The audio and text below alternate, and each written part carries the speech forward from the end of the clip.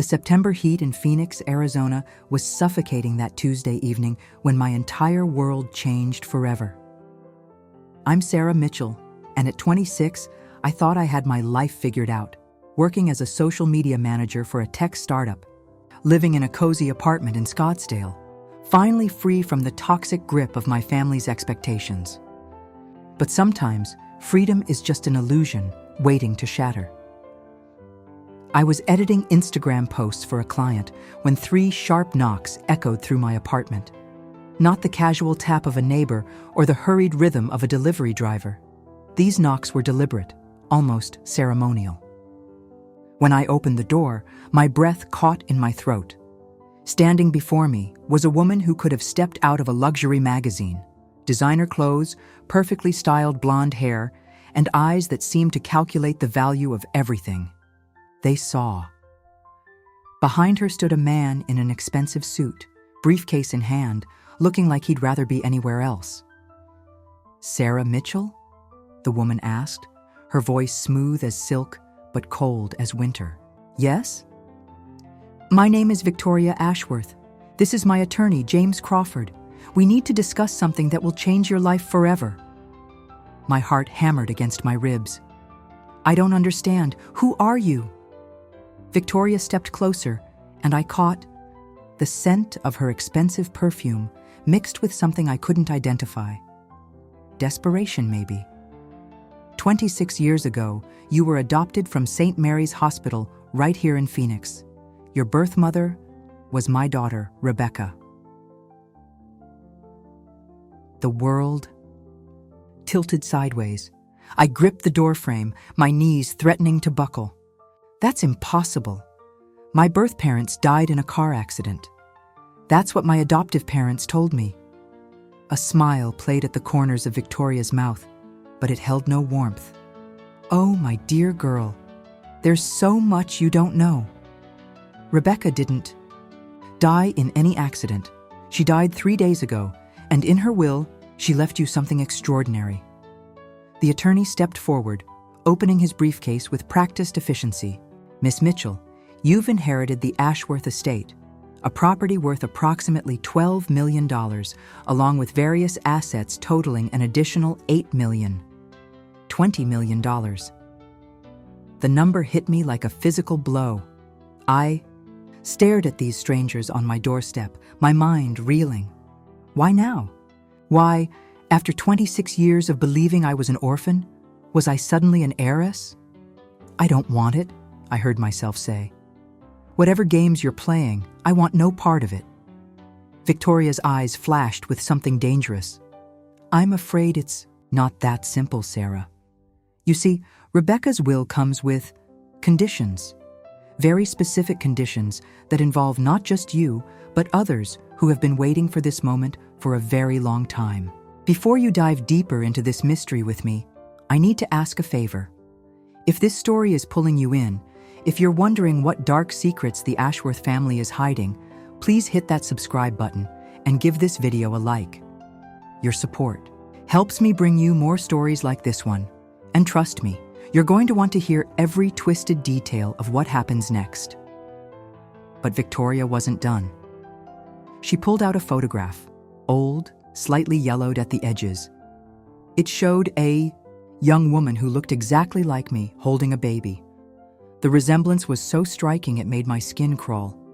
"This is Rebecca at 19, holding you the day you were born. She loved you, Sarah, but circumstances forced her to make an impossible choice."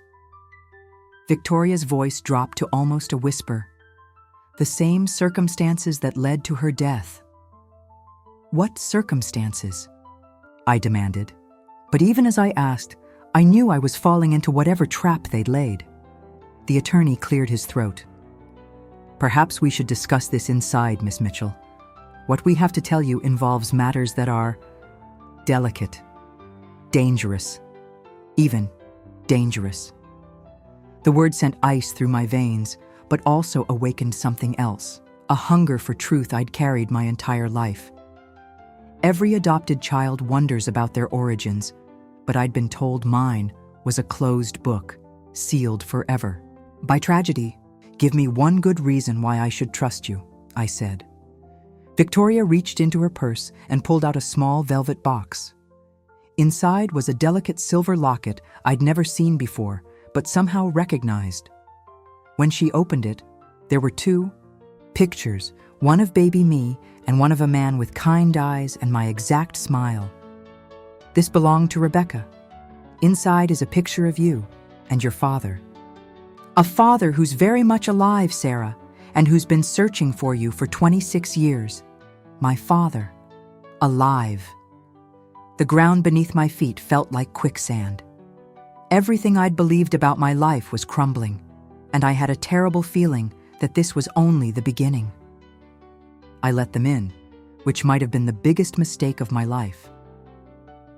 Victoria settled onto my couch like she owned it, while the attorney, Crawford, remained standing by the window, constantly checking his watch. The tension in my small apartment was suffocating. Before we begin, Victoria said, smoothing her skirt, you need to understand that the Ashworth family has been one of Arizona's most prominent families for over a century. We built an empire in mining, real estate, and technology. But with great wealth comes great complications. Where's my father? I cut straight to what mattered most. Victoria's composure flickered for just a moment. Thomas Reeves. He was Rebecca's college boyfriend. From a different social class, you understand. My late husband and I forbade the relationship. You mean you destroyed it? We did what we thought was best for our daughter. Victoria's voice hardened. Thomas was from nothing, a scholarship student studying engineering. We couldn't allow Rebecca to throw away her future for some romantic fantasy. Crawford finally spoke up, his voice carefully neutral. Mr. Reeves has spent the last 26 years building Reeves Construction into one of Phoenix's most successful companies. He's done well for himself. I caught the subtle emphasis. You mean he proved you wrong? Victoria stood abruptly, walking to my window. After we separated them, Rebecca spiraled. She started drinking, making poor choices. When she discovered she was pregnant, we convinced her that adoption was the only option. Convinced her or forced her? We told her Thomas had moved on, found someone else. We showed her fabricated photos of him with another woman. Victoria's reflection in the glass looked haunted. It was a lie. Thomas had been trying to contact her for months. The room went silent except for the hum of my air conditioner. I was processing the cruelty of it all. Two young people in love, torn apart by family pride and money. When Rebecca gave you up, Victoria continued, she made us promise something, that if anything ever happened to her, we would find you and tell you the truth. All of it. What happened to her? I asked, though I wasn't sure I wanted to know. Crawford opened his briefcase again, pulling out what looked like a police report. 3 days ago, Rebecca was found dead in her apartment in Sedona. The initial report suggested suicide, but what? Victoria turned from the window, her face pale. Rebecca had been receiving threatening letters for months. Someone knew about you, Sarah. Someone knew about the inheritance clause in my husband's will, a clause that stated if Rebecca died without children, her portion of the estate would go to charity. But if she had a child, that child would inherit everything, I finished. Exactly, $20 million that someone clearly wanted to ensure never reached you. My head was spinning. Are you saying someone killed my birth mother to prevent me from inheriting money I didn't even know existed? We're saying someone may have killed her because they knew she was planning to contact you. Crawford's voice was grim. Rebecca had hired her own private investigator to find you. She was going to tell you everything, introduce you to your father, claim her inheritance, and pass it on to you. I sank into my chair, overwhelmed. Who else knew about this will? Victoria and Crawford exchanged a look that made my blood run cold. That's where things get complicated, Victoria said slowly. My son, Rebecca's brother, Marcus Ashworth. He's been managing the family business since my husband died 5 years ago. He was expecting to inherit Rebecca's portion when she passed, assuming she had no children. And now? Now he knows about you. And Marcus has never been good at losing. The temperature in the room seemed to drop 10 degrees. I was starting to understand the magnitude of what I'd stumbled into, or what had found me. "There's more," Crawford said quietly. "Rebecca wasn't just planning to contact you about the inheritance. She'd discovered something about her father's death, your grandfather. She believed it wasn't natural causes as reported." Victoria whirled around. "James, that's enough." "No." I stood up, something fierce awakening in me. "If my life is in danger, I need to know everything. What did she find?" Crawford looked to Victoria, who nodded reluctantly. "Rebecca found medical records that suggested your grandfather was poisoned.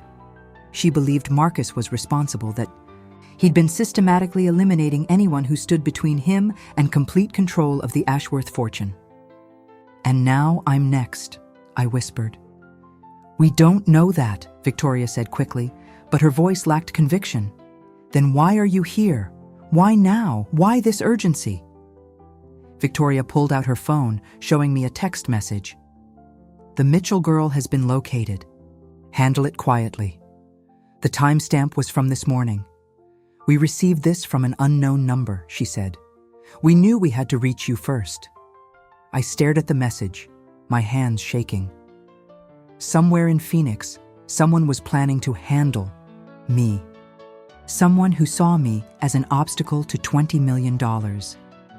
But as terrified as I was, another emotion was building inside me. Anger.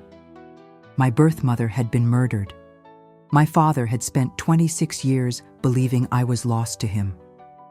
And now some greedy relative thought he could erase me like I was nothing. "Where's Thomas now?" I asked. "My father. Where is he?" "That's complicated," Victoria said. "He doesn't know you exist." This belonged to Rebecca. Inside is a picture of you and your father.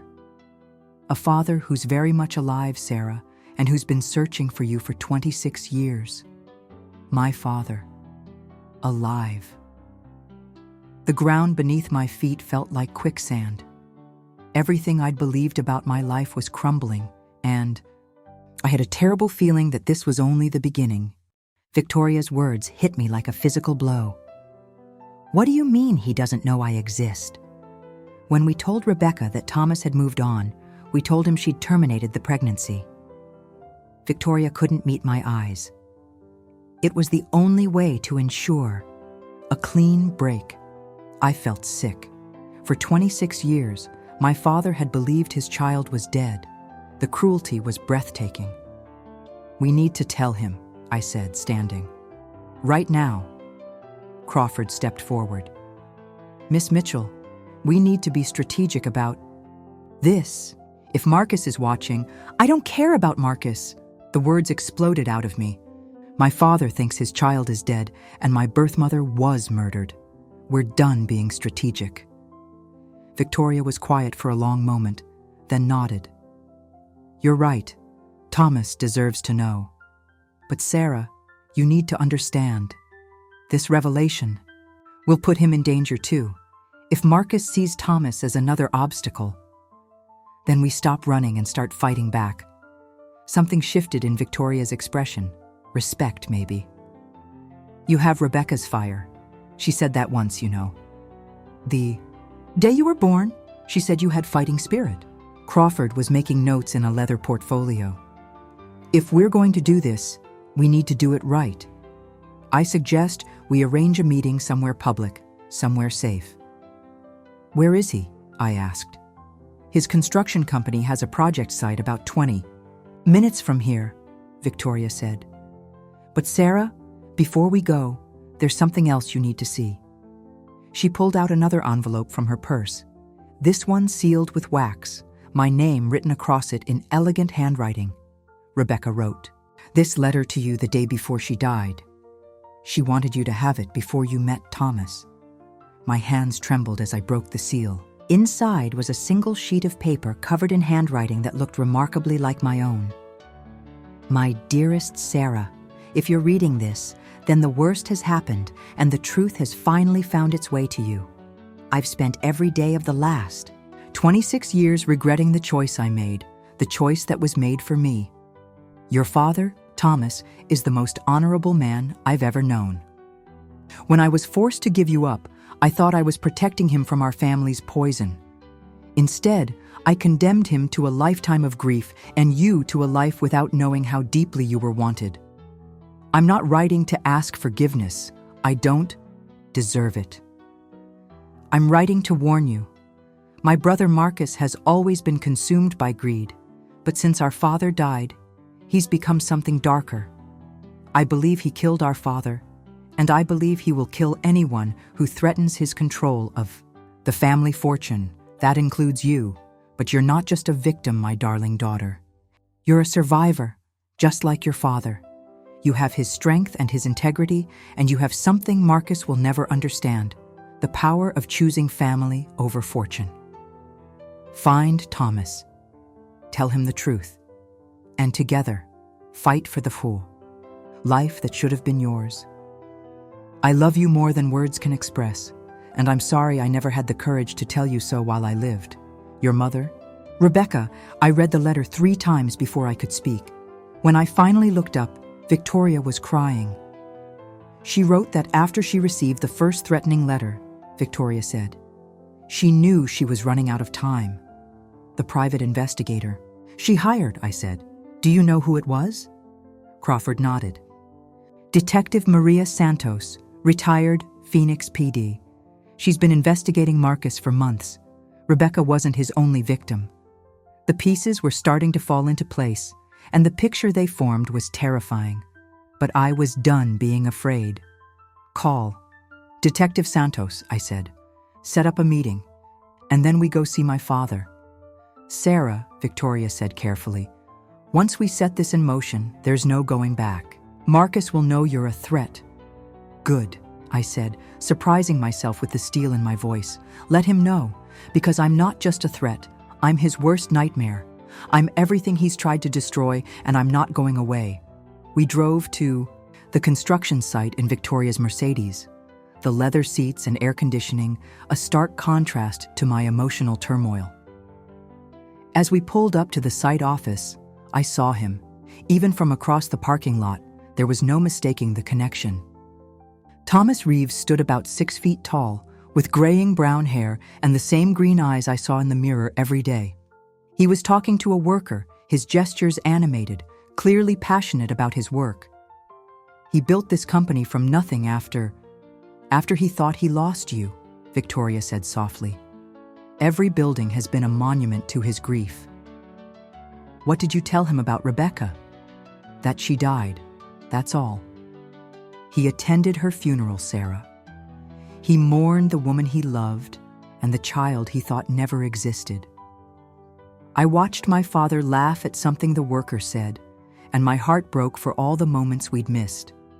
Birthdays, Christmases, bedtime, stories, scraped knees, 26 years of a relationship stolen by pride and prejudice. How do I tell him? I asked. Carefully, Crawford said. This news could destroy him or give him something to live for. I got out of the car and walked toward the construction trailer that served as the site office. Each step felt like I was walking toward my destiny. Thomas looked up as I approached, and I watched his face change. The smile faded, replaced by confusion, then something like recognition. Can I help you? He asked, but his voice was strange, like he was seeing a ghost. Mr. Reeves, my name is Sarah Mitchell. I think you knew my birth mother, Rebecca Ashworth. The color drained from his face. He sat down heavily on a nearby crate, staring at me like I might disappear. Rebecca's daughter, he whispered. But that's impossible. The baby didn't die, I finished. I was adopted. I was given up for adoption because your daughter's grandparents told us both lies that kept us apart. Thomas looked at me for a long moment, and then he did something unexpected. He laughed, not with humor, but with the bitter understanding of a man who just realized his entire life had been built on a lie. 26 years, he said. 26 years I've been building this company, thinking I was honoring the memory of my lost child, and you've been alive all this time. I just found out myself, I said, moving closer. But there's more, and it's not good news. I told him everything, Rebecca's death, the suspicious circumstances, Marcus's threats, the inheritance that had painted a target on my back. With each revelation, Thomas's expression grew darker. "Someone killed Becca to prevent you from inheriting," he said when I finished. "It wasn't a question. That's what we think." Thomas stood, and I saw something in his eyes that reminded me of a wolf protecting its pack. "No one hurts my daughter. Not again. Not ever. My daughter." The words hit me like warm sunlight after a storm. "So what do?" I asked. "We fight," Thomas said simply. "We fight for the life we should have had, and we make sure Marcus Ashworth pays for every year he stole from us." But as we stood there, father and daughter finally united. Neither of us noticed the black sedan that had been following Victoria's Mercedes, or the telephoto lens capturing our reunion from across the street. Marcus Ashworth now knew exactly what his niece looked like, and exactly who she'd found to help her. The first attempt on my life came exactly 36 hours after I met my father. I was leaving my apartment for work Wednesday morning when I noticed my car sitting slightly lower than usual. The front right tire had been slashed, but that wasn't what made my blood run cold. It was the note tucked under my windshield wiper. "Accidents happen to people who ask too many questions. This is your only warning." My hands shook as I called Thomas. He answered on the first ring. "Someone slashed my tire," I said without preamble, and left a threatening note. "I'm coming to get you. Don't go anywhere alone." His voice was tight with controlled fury. While I waited, I called Detective Santos, the private investigator Rebecca had hired. She agreed to meet us at Thomas's construction office, saying she had information that couldn't wait. Detective Santos turned out to be a compact woman in her 50s with steel gray hair and eyes that missed nothing. She spread a collection of photographs and documents across Thomas's desk, like she was laying out evidence for a jury. "Rebecca was right to be paranoid," Santos said without preamble. "I've been investigating the Ashworth family for 6 months, and what I've found is disturbing." She pointed to a photograph of a distinguished-looking older man. Harold Ashworth, Rebecca and Marcus's father. Official cause of death, heart failure. Reality, traces of digitalis in his system, administered over weeks. "Digitalis?" I asked. "Heart? Medication that's deadly in large doses. Classic poison of choice because it mimics natural heart failure." Santos moved to another photo. Margaret Chen, Harold's personal assistant, died in a car accident 3 months after Harold. Her brake lines had been cut. Thomas leaned forward. She knew something. She'd been asking questions about discrepancies in the company books. Turns out Marcus had been embezzling for years, planning to take over when his father died. Santos's expression was grim. Margaret found the evidence. "How many people has he killed?" I asked, though I wasn't sure I wanted to know. "That we can prove? 3? That we suspect? Possibly 7 over the last 5 years." Santos pulled out a file with my name on it. "And now you're on his list." She showed us surveillance photos of a man following me, to work, to the grocery store, to my gym. I'd never noticed him, but he'd been watching me for days. "Vincent Torres," Santos explained. "Former military, now Marcus's personal security. Also, his cleanup man." "You mean his killer," Thomas said flatly. "I mean his problem solver. The kind who makes problems disappear permanently." I stared at the photos, my stomach churning. This stranger had been stalking me, studying my routines. Planning what? "There's more," Santos continued. "Rebecca wasn't just investigating her father's death. She'd discovered that Marcus has been systematically poisoning the groundwater near 3 of their mining sites. The EPA investigation was getting close, and Rebecca was going to testify. So he killed her to keep her quiet and to claim her. Inheritance. $20 million can buy a lot of silence, and Marcus needed that money to cover up the environmental damage. Santos's voice was bitter. Your birth mother died trying to do the right thing. Thomas had been quiet through this recitation, but now he stood and walked to the window. What's our next move? We need proof, Santos said. Enough evidence to convince the police that Marcus is behind these deaths. Right now, everything I have is circumstantial. What kind of proof? Santos smiled grimly. The kind that's hidden in Marcus's private office at the Ashworth building. Financial records, correspondence with Torres, maybe even Rebecca's threatening letters. You want us to break in, I said. I want to give you the tools to protect yourself. What you do with those tools is your choice. She handed Thomas a small, electronic device. Building security override. Marcus is flying to Denver tomorrow for a board meeting. His office will be empty from noon to 6. I looked at my father, seeing my own determination reflected in his eyes. We'd found each other after 26 years. We weren't going to let anyone tear us apart again. What about Torres? Thomas asked. He'll be with Marcus in Denver. But Sarah, you can't do this alone, and you can't go back to your apartment. Torres knows where you live. She's staying with me, Thomas said immediately. I've got security cameras and an alarm system. She'll be safe. Will I? I asked, because suddenly the enormity of what we were planning hit me. What if we get caught? What if someone gets hurt? Santos leaned across the desk, her expression serious. Sarah, 3 days ago, you inherited $20 million and a death sentence. You can run, hide, maybe even disappear completely. But Marcus will never stop looking for you. He can't afford to. Or you fight back. You take him down. Before he takes you down. But understand, once you make this choice, you're committed. There's no middle ground with men like Marcus Ashworth. I thought about Rebecca's letter, about the life stolen from me and Thomas, about the other victims who died simply because they stood in Marcus's way. When do we do it? I asked. Santos smiled. Tomorrow night. But first, we're going to make Marcus think he's winning. She pulled out her phone and showed me a fake social media post. Sarah Mitchell, devastated by recent family news, has decided to leave Phoenix and start fresh in Portland. Effective immediately. You want me to fake my own disappearance? I want Marcus to think his scare tactics worked. While he's celebrating in Denver, thinking you've run away, we'll be gathering the evidence to destroy him. Thomas nodded slowly. It could work. But Sarah, are you ready for this?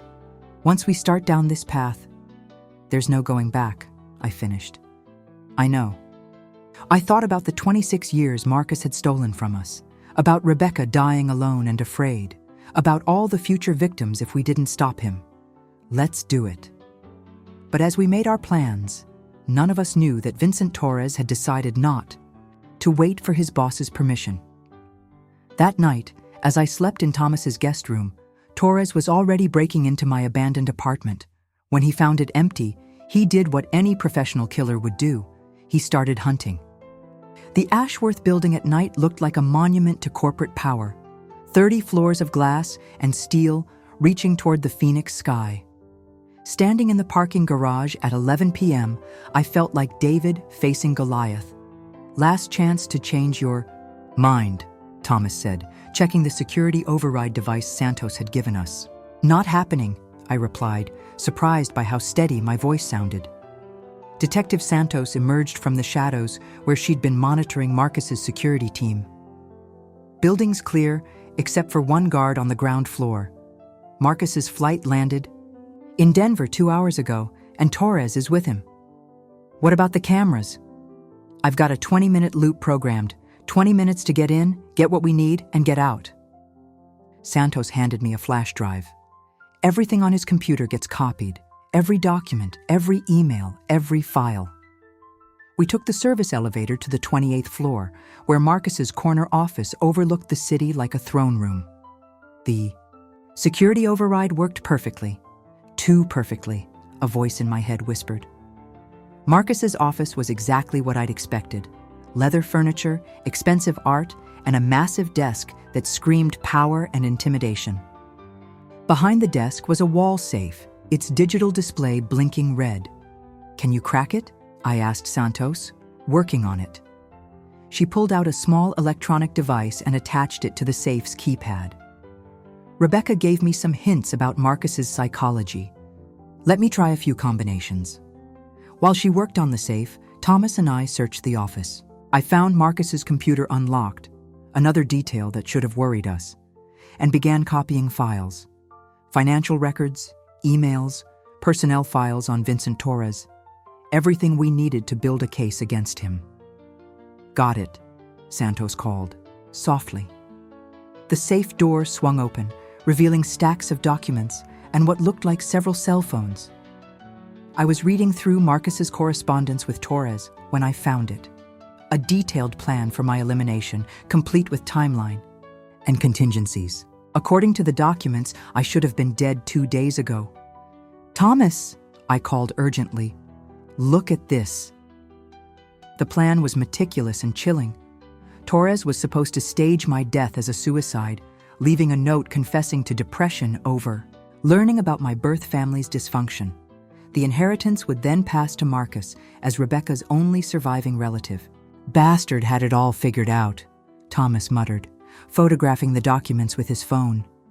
Santos was going through the cell phones from the safe. "These are burner phones. Marcus used them to communicate with Torres." She powered one up, scrolling through messages. "Jesus Christ? What?" Text from Marcus to Torres, sent 3 hours ago. "The girl's not in Portland. Find her. Tonight." My blood turned to ice. He knows I faked leaving town. "We need to go," Thomas said, moving toward the door. "Right now." But as he reached for the door handle, it opened from the outside. Vincent Torres stepped into the office, gun drawn, smile cold as winter. "Hello, Sarah," he said conversationally. "I've been looking forward to meeting you." Behind him came Marcus Ashworth, tall, silver-haired, and radiating the kind of cold authority that comes from never being told no. He looked exactly like an older, more sinister version of Rebecca. "Uncle Marcus," I said, surprising myself by not backing down. "My dear niece." His voice was cultured, almost warm. "I wish we could have met under better circumstances." "You mean circumstances where you hadn't murdered my mother?" Marcus's smile never wavered. Such harsh language. I prefer to think of it as family planning. Torres moved further into the room, positioning himself to cover all of us. Santos had her hand near her concealed weapon, but Torres was a professional. He'd kill her before she could draw. "I have to admit," Marcus continued, settling into his desk chair like he was hosting a dinner party, "I'm impressed.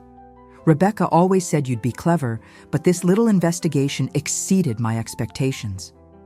"Your expectations?" Thomas spoke for the first time, his voice harsh with hatred. "You son of a bitch, you've destroyed everything I cared about."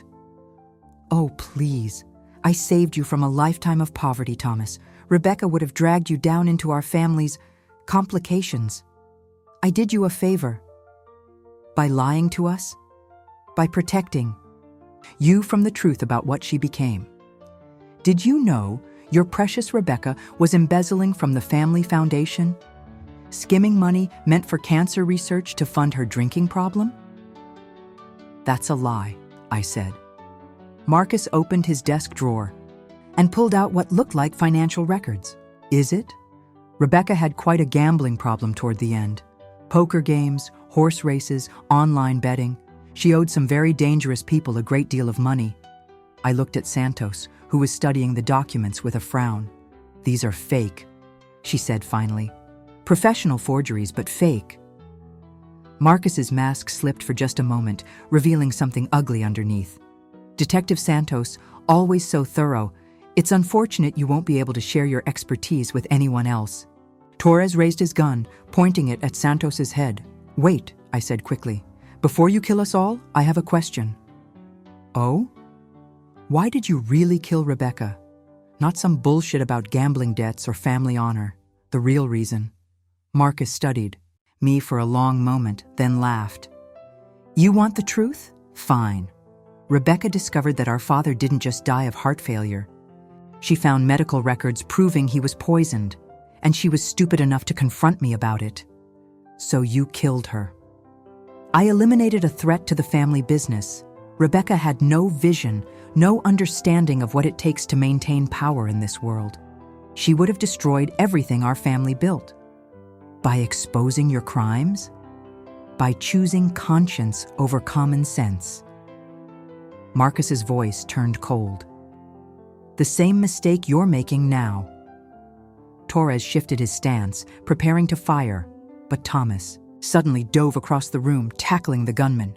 They crashed into a bookshelf, sending volumes cascading to the floor. Run! Thomas shouted, wrestling for control of the gun. Santos drew her weapon, but Marcus had produced a pistol from his desk drawer. I don't think so, Detective. I stood frozen, watching my father fight for our lives, knowing that any second Torres might get a clear shot. That's when I noticed something Marcus hadn't. His computer was still copying files to the flash drive, including the documents he'd just used to try to frame Rebecca. While he was focused on Santos, I grabbed the flash drive and the stack of papers from the safe. Evidence, proof of everything. The gun went off. Thomas crumpled to the floor, blood spreading across his shirt. Thomas! I screamed, dropping to my knees beside my father as blood seeped through his shirt. Torres stood over us, gun trained on my head, while Marcus maintained his aim on Detective Santos. The office felt like a tomb, the only sound Thomas's labored breathing. Touching reunion, Marcus said coldly. 26 years of separation, and you get exactly 4 days together. Almost poetic, don't you think? I pressed my hands against Thomas's wound, trying to stop the bleeding. His eyes found mine, and I saw no fear there, only love and fierce determination. The drive, he whispered so quietly only I could hear. Keep the drive. How fortunate, Marcus continued, that Thomas will die the same way Rebecca did, trying to protect you. Some people never learn that family loyalty is a luxury we can't afford. You're wrong, I said, standing slowly, my hands covered in my father's blood. Family loyalty isn't a luxury. It's the only thing that matters. Santos spoke without taking her eyes off Marcus. Sarah, the Phoenix PD is already on their way. I triggered a silent alarm when we entered the building. Marcus laughed. Did you? How unfortunate for them that they'll arrive to find a tragic murder-suicide. Sarah Mitchell, distraught over family revelations, shot her father and Detective Santos before turning the gun on herself. Vincent and I were working late when we heard the commotion, but sadly arrived too late to help. Except for one problem, I said, pulling out my phone. I've been live streaming this entire conversation to my social media accounts. Thousands of people just watched you confess to murdering Rebecca. Marcus's face went pale. Torres glanced at his boss, uncertainty flickering in his eyes. Bluffing, Marcus said, but his voice had lost its certainty. I turned the phone screen toward him, showing the live stream counter, 3,047 viewers and climbing. Comments were flooding in from people demanding police intervention. Rebecca taught me something important, I said, taking a step toward Marcus. She taught me that sometimes the only way to fight monsters is to expose them to the light. Vincent, kill her, now. But Torres hesitated. Killing 3 people in private was one thing. Committing murder while thousands watched online was career. Suicide, even for a professional assassin. That hesitation was all Santos needed. She dove sideways, firing as she moved. Torres spun, hit in the shoulder, his shot going wide. I lunged for Marcus, driven by a fury I didn't know I possessed. We crashed into his desk, documents scattering everywhere. He was stronger than I expected, but I had something he'd never possessed, the desperate love of someone fighting for their family. "You killed my mother," I screamed, clawing at his face. "You stole my life!" Marcus threw me off, reaching for his fallen gun, but Santos was already there, her weapon trained on his chest. "Phoenix PD," came shouts from the hallway. "Building is surrounded." Torres, bleeding and defeated, dropped his weapon and raised his hands. The game was over. Marcus looked at me with something like respect. "You're more like Rebecca than I thought. She fought hard at the end too." "The difference is," I said, helping Thomas sit up against the wall. I won. The next hours were a blur of paramedics, police statements, and reporters. Thomas was rushed to Phoenix General with a punctured lung but would recover fully. Torres was arrested and, faced with life in prison, agreed to testify against Marcus in exchange for a plea deal. Detective Santos found evidence in Marcus's safe connecting him not just to Rebecca's death, but to 6 other murders over the past 5 years. The environmental cover-up involved contaminated water that had caused cancer in dozens of families. Marcus Ashworth, pillar of Phoenix society, was revealed as a serial killer motivated by pure greed. 3 months later, I stood in the cemetery where Rebecca was buried, holding Thomas's hand as we watched the sunset paint the desert sky in shades of gold and crimson. "She would have been proud of you," Thomas said softly.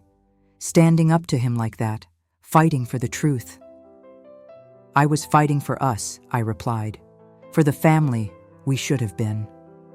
The inheritance was mine now, $20 million that I planned to use establishing a foundation in Rebecca's name, providing support for environmental cleanup and families affected by corporate cover-ups. Marcus would spend the rest of his life in prison, and Phoenix was a little bit safer. But the money wasn't what mattered. What mattered was the man standing beside me, my father, who'd spent 26 years mourning a loss that never had to happen. What mattered was that we'd chosen each other, fought for each other, and refused to let evil win. "So what now?" Thomas asked. I smiled, squeezing his hand. "Now we build the life we should have had. Starting today." As we walked back toward his truck, I thought about family, not the one you're born into, but the one you choose, the one you fight for, the one worth risking everything to protect. Sometimes the blood that matters most isn't the blood in your veins, but the blood you're willing to shed for the people you love. Rebecca's death had been meant to silence the truth, but instead, it had set the truth free. And in the end, that made all the difference. This story haunts me because it shows how family can be both our greatest source of strength and our most dangerous vulnerability. Sarah found her father in the darkest of circumstances, but their love became the light that exposed decades of corruption and murder. It makes me wonder, when faced with impossible choices, what would you sacrifice to protect the people you love? And how do you define family? By blood, by choice, or by the battles you're willing to fight together? If this story moved you, if Sarah and Thomas's journey resonated with your heart, please subscribe to this channel and hit that like button. Share your thoughts in the comments below. Have you ever had to fight for your family against impossible odds? Your stories matter, and they remind us all that love, not money, is what makes us truly rich. Until next time, keep fighting for the family you choose.